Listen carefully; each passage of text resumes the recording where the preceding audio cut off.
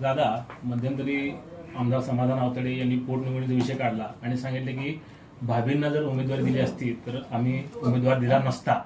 म्हणजे त्यांनी मुद्दाम 2021चा विषय काढून 2024च्या अगोदर हे वातावरण तापवायला किंवा त्यांच्या बाजूने सहानुभूती घ्यायचा प्रयत्न ते करत आहेत. तर ती काय वस्तुस्थिती तुम्ही आज स्पष्ट करावी. मुळात लोकप्रतिनिधींचं याबाबतचं वक्तव्य अतिशय दुर्दैव आणि लोकांच्या या मतदारसंघातील सर्वसामान्यांच्या भावनांशी खेळून दिशाभूल करण्याचं मुळात हे वक्तव्य आहे.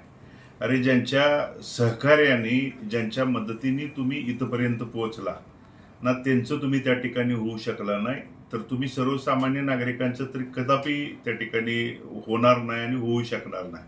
मुळात हे वक्तव्य ते करत असताना कदाचित त्यांना स्मृतिभ्रंश झालाय की नाही असं मला बऱ्याच वेळा त्या ठिकाणी वाटतं. मुळात लोकप्रतिनिधी म्हणून काम करत असताना तुम्हाला ना त्या ठिकाणी नैतिकता आहे ना, तुमच्या भाजप या पक्षाला कुठल्याही गोष्टीची नैतिकता असण्याचं काय आजपर्यंत दिसूनही आलं नाही आणि कारणही नाही. या पोटनिवडणुकीमध्ये उमेदवार डिक्लेअर करत असताना तुम्ही कुटुंबातल्या माझी आई असती तर त्या ठिकाणी मी निवडणूक लढवली नसती, हे लोकप्रतिनिधीचं जे वक्तव्य आहे, तर मुळात तुम्हाला तारखेनुसार मी सांगू शकतो, या पोटनिवडणुकीच्या मतदारसंघाची निवडणूक लागली होती त्यावेळी सर्वप्रथम भाजपनेच उमेदवार पहिल्यांदा त्या ठिकाणी डिक्लेअर केला आणि त्यांच्या डिक्लेरेशन नंतर 2 दिवसांनी राष्ट्रवादी काँग्रेस पक्ष म्हणजे महाविकास आघाडीकडून माझ्या उमेदवारीचे डिक्लेरेशन केलं. तर मग तुम्ही त्या ठिकाणी तुमची उमेदवारी पहिल्यांदा डिक्लेअर करताय, निवडणूक लढवायचं त्या ठिकाणी सांगताय.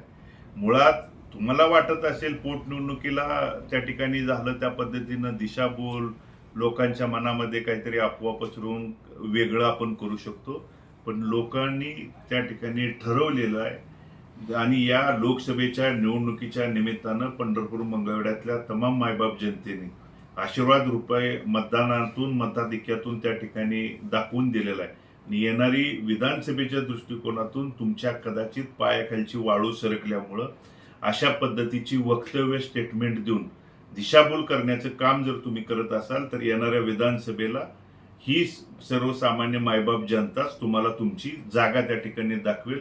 मात्र भावनिकतेच्या मुद्द्यावर, नैतिकतेच्या मुद्द्यावर तुम्ही त्या ठिकाणी बोलत असाल तर तो अधिकार ना तुम्हाला काल होता, ना आज आहे आणि ना भविष्यात तुम्हाला त्या ठिकाणी तो असणार. दुसरी गोष्ट जी 24